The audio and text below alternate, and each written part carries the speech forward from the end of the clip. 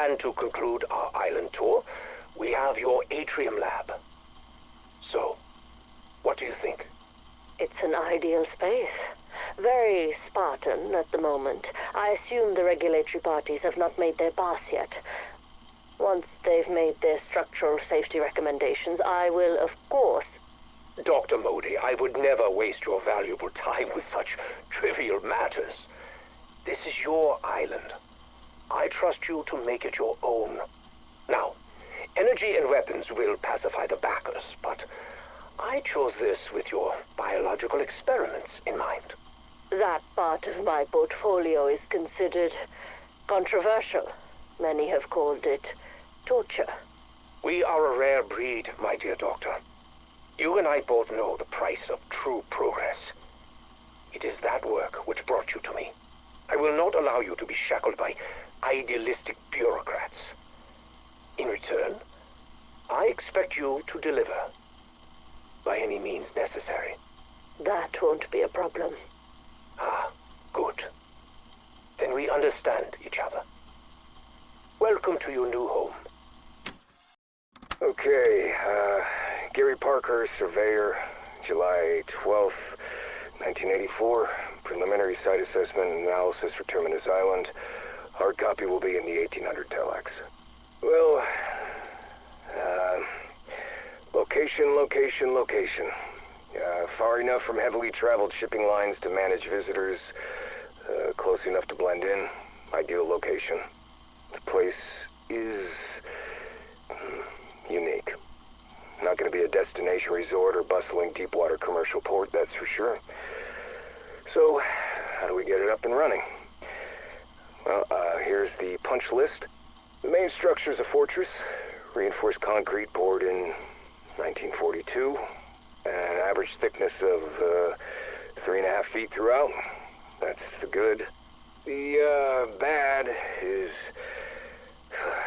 it's covered in this festering mold-like moss that smells like a cadaver's ass. Given the history of this place, neither of those details should be surprising. The security control room is well positioned in the structure, but will need to be gutted and retrofitted with the latest electronics. Locks, cameras, and lighting all on the long-term holding cells, interrogation rooms, living quarters. Mine shafts, more on those, will all need to be replaced with updated technology. The docks, sea tunnels, and marine infrastructure are sound, but will need dredging and, of course, updated tech. Look, I know that Central has the contracts for this build-out, and I'm not supposed to know shit, but this place will be in need of the whole 9 yards. We're talking heavy equipment, manpower, real power. Okay, enough said. It'll be in the report. The helipad, while adequate in size, will need to be retrofitted to handle the gross weight of the next-gen rotary wing aircraft. And, okay. There are, numerous tunnels, sea, land, and the mine shafts throughout Terminus.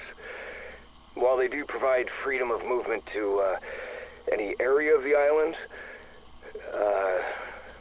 well, there's one concern. They just scare the shit out of me. Back in '32, there was a mining accident that killed dozens of these workers in those tunnels. And definitely some weirdness going on down there that I cannot fucking explain. I suggest armed units clear those tunnels before any work begins. And, finally, the buried lead, the power. The coal from the mines has been gutted long ago. For the kind of draw needed in the specs, you're looking at either a hydroelectric or nuclear system. Anything else would be insufficient. And, look, it's just all in the report. I'm gonna get the fuck off this putrid rock. Out. October 16th, 1989. Station Chief Althea Maxwell reporting. Inmate fatalities are not uncommon, especially during prolonged periods of interrogation, but this one stands out. I guess it's natural for subjects to attempt to comfort each other. I mean, seriously, cry me a fucking river, right? This one was in the last batch supplied by Franco, so, I mean, who knows what the hell they went through before we got our hands on them. Alright, cause of death, cardiac arrest. It's weird. That's surprising, because there weren't any pre-existing conditions that we knew of. Personally, I have a feeling that this subject's death was, actually a direct result of simply hearing mention of a name. Dr. Modi. I think it'd be wise to keep a close eye and ear on exactly what information these subjects have been sharing since their arrival. Alright, February 5th, 1991, yet another glamorous day in the life of Station Chief Althea Maxwell. If only Mom could see me now. Richtofen's inability to keep his favorite pet, Modi, in check has become an unending aggravation. She gets anything she wants. Our budget's skyrocketed, and guess whose problem that is? And the protocols she gives me? Utterly condescending. You know, this isn't my first rodeo, and she seems to feel the need to micromanage everything I do. Don't label anything. Use only serial numbers. Careless talk costs lives. Oh, blah, blah, blah. Seriously, just shoot me now. Thankfully, the cheap-ass firewalls Project Janus have in place are easy to bypass, so the station chiefs all stay in contact. I swear, it's the only thing keeping us from going insane. And every one of them has assured me multiple times they never have to put up with shit like this. Look, I know Richtofen values results over anything else, but what is she working on? And why is it so important to him? Honestly, does he even know? I mean, it's been months since he showed up for inspections. Rumor has it, people are disappearing from inside the mansion facility. I assumed our dear director might have been one of them, but nope. Their SC says she's seen him around, so I guess he's still kicking. I asked Dr. Modi if she planned on transferring there. She told me Terminus was her home, built for her by Richtofen himself. The way she said it, made my skin crawl. You hear the news? I'm getting off this rock. News? That's so. Yeah, transfer's been approved. Took its sweet time, but I put on my request ages ago, but that's just how it is. Clearly. This place was holding me back. I got big plans, you know. Way bigger than this stupid island. Uh-huh. Of course you do. Damn straight. While you're stuck slinging slop on this backwater dunny, I'll be off seeking my fortune. Well, maybe I'll request a transfer too. Everybody's gotta eat, right? Not with the way you cook. Right. Yeah, I'm officially bored of your little charade. Charade? What do you mean? I already heard all about your transfer, so don't act like it was your idea, because I know it wasn't. James and Larson, they've been telling me for months about what a shithead you are. You steal stuff from their lockers, cheat at cards, and when it's time for janitorial duty, you vanish. Maxwell said if she didn't get you out of here, it was just a matter of time until one of them murdered your punk Kiwi ass. Now, if it were me, I would have gladly helped those two find a place to stash your corpse. But Althea's always had a hard-on for due process. So maybe shut the fuck up and play nice until you're gone for good. Understand? Copy. As of today, I've been at Janus for 4 months. I'm amazed I know what day it is. It's work to keep yourself together around here. And everything is so hush-hush. Almost all of us are afraid to talk about what we're doing, so we end up not talking at all. That's how she wants it. Modi's brilliant, but her chokehold on this island is suffocating. My current theory is our end result will be renewable energy via organic material, which is exciting. That would be worth all of this isolation. However, I was walking by the shipment bay today and bumped into one of the crates. It fell and cracked open. Body bags spilled out. Lots of them. I don't think we have that many people on the island. Of course, I don't have full access, so who knows. I guess I shouldn't pry, considering the volatile state of my little side project. Wouldn't want higher-ups sticking their noses in that. And yes, I still don't know who I work for. My pay stubs tell me nothing. Could be CDC, DOD, a bored billionaire. No idea. Honestly, just thinking about it has my mind running in circles. It's a distraction. Enough dwelling. I need to focus on the resources that brought me here. Some people like throwing around the phrase, curiosity killed the cat. I wonder if they're the same people who think cats have 9 lives. Doesn't matter. I'm not the superstitious type, but I am curious. I like to get my eyes on everything and anything I can. Yesterday, I took another look at the ether reactor. Everyone says it could be a source of near limitless energy. I don't know if that's true, but I can't deny that seeing it up and running is, frankly, awe-inspiring. I would call it a miracle of modern science, but I think such a phrase is insufficient. So many things don't quite add up. No matter how many people I talk to, I still can't figure out what our real goal is here. And the term supernatural keeps getting thrown around, but that doesn't sit right with me. And yet, sometimes I think I hear voices coming from within the reactor itself. Many sound like people in pain, crying out, lost in despair. Others, like the Russian man, sound angry.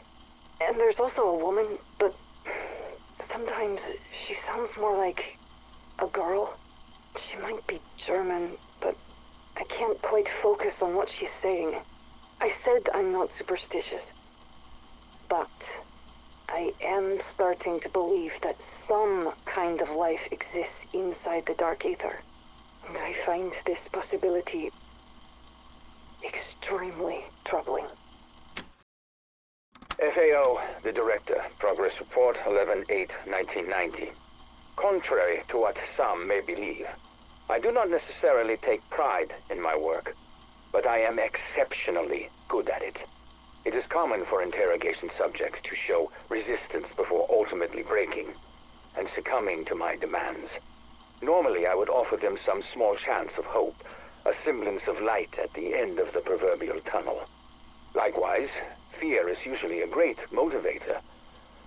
But its apparent absence, in this case, makes it difficult, impossible, to achieve any kind of breakthrough. Even psychological torture and the administration of physical pain has proven utterly fruitless. So, having reviewed psychiatric evaluations from her early years of incarceration, I am at a loss to explain just where such remarkable resilience has come from. However good I may be at my work, I am forced to conclude that this individual may be of no further use to our program. Were it up to me, I would recommend that Miss Gray be terminated, or at the very least marked for biological experimentation. Regrettably, it is not up to me. July 27th, 1990. Inventoried more subjects today. The job never used to be this hard.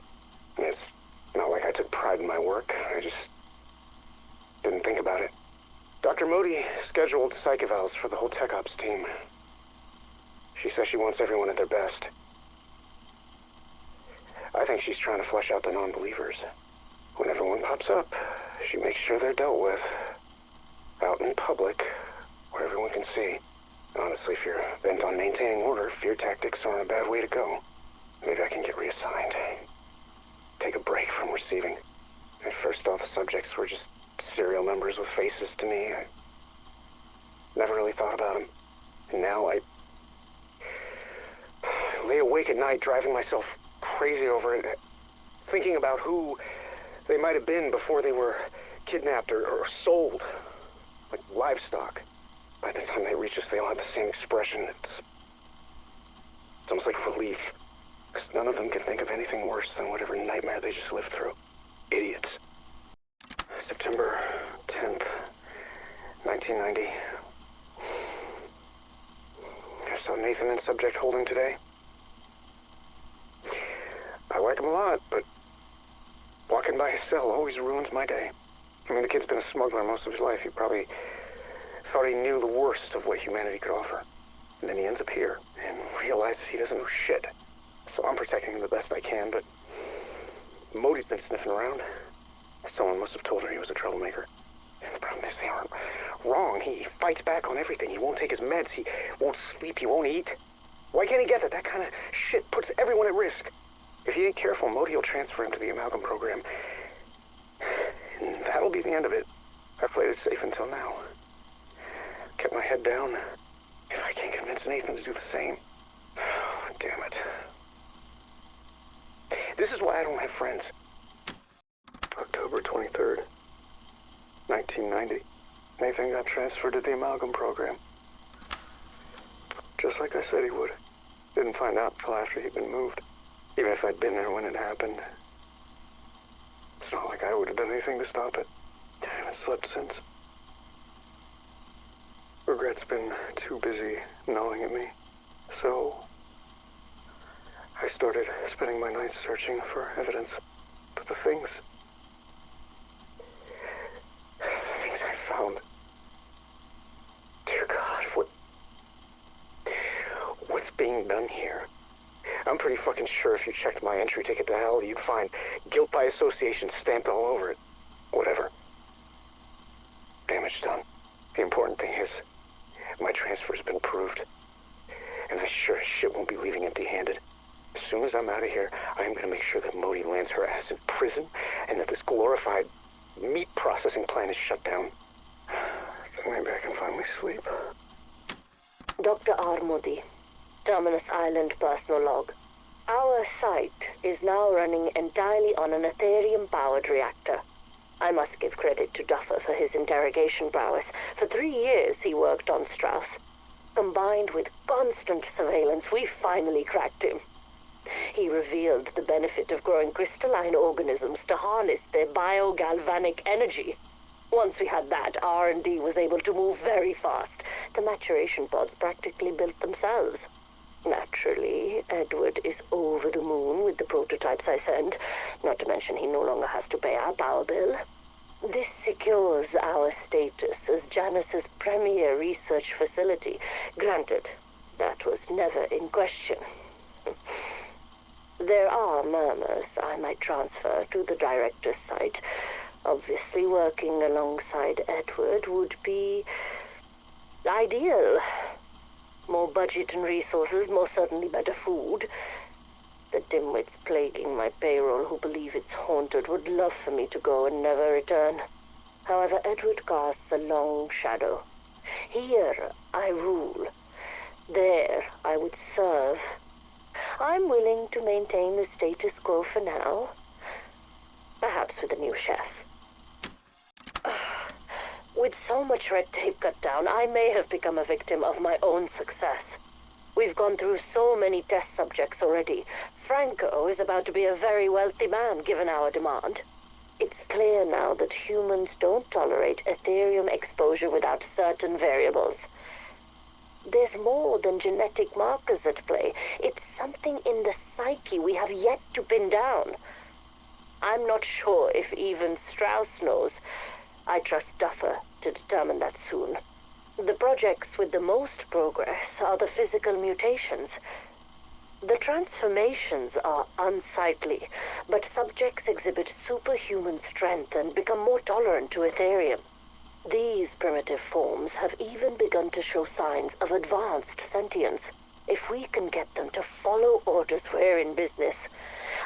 I have no doubt we can synthesize a refined humanoid to protect humanity from any existential threat. And when I get us there, I'll never see red tape again. My reverence for Richtofen continues to grow. Before even setting foot on this island, he understood my needs. The Oversight Committee wanted to constrain my work to animal models. Idiots. Who were they to obstruct my vision? Human in vivo trial was the next logical step. Luckily, Edward believed in the merit of my work. He authorized the procurement of my subjects himself from channels that no one in the world will miss. The island location is ideal for this work. The waters offer a steady flow of forgettable faces. He circumvented any moral concerns by reminding them what we would be denying the world by not doing so. It was masterful. And if anything, I'll give these people a chance to do something noble with their lives. Not that they're owed anything. I'll show my gratitude by delivering what I promised. I can make the advances I know are possible in record time now. I'd give this recording a proper number. But it's gotten so bad, I've lost track. Ever since that last round of Ethereum exposure inoculations, my memory's been going shit. One of the doctors told me I should document my days, see if it gets better or worse. Considering I can't recall the basic protocol I put in place, I'd say it's not getting better. I've always had a steel trap memory. Now something falls out of my head every day like it was never there. It's fucking scary. Most recently, the damn lock code of Nathan's containment unit's been slipping my mind. Poor fucking kid. Fuck this place. And fuck her. I got a reminder system for all 3 digits. I see them every day on my normal rounds, so it shouldn't raise suspicion. We've got tons of dangerous shit in here. If I crack up, I'm done. Worse people are gonna get hurt. I can't sleep. I'm scared. I'm gonna wake up and not know who the hell I am. I need my transfer request approved now. Being here is like putting my brain in a paper shredder. It certainly has been a whirlwind of events. Tying up the loose ends Guthrie left behind was a waste of time and resources. I'll admit I was surprised how much evidence he'd gathered before he was discovered. It's my own fault for becoming so lax, yet another reminder to always remain vigilant. Thankfully, his colleagues knew of his transfer request. When I told them it had been approved, they were sad he hadn't said goodbye. Funny, despite his best efforts to destroy my work, his very existence now supports the need for it. If he continues to endure, he might end up being the longest surviving subject in the program. I would no doubt come under some fire if anyone found out that one of our own was now being kept in a tank and fed table scraps. So I've redacted any mention of his employment here. I'm currently determining how sentient he is. Guthrie, Patient 13, hasn't spoken since the early phases of his transformation. I have him on display in a high-traffic area so he can watch his colleagues go about their day. It would be a shame if he was unaware of their presence.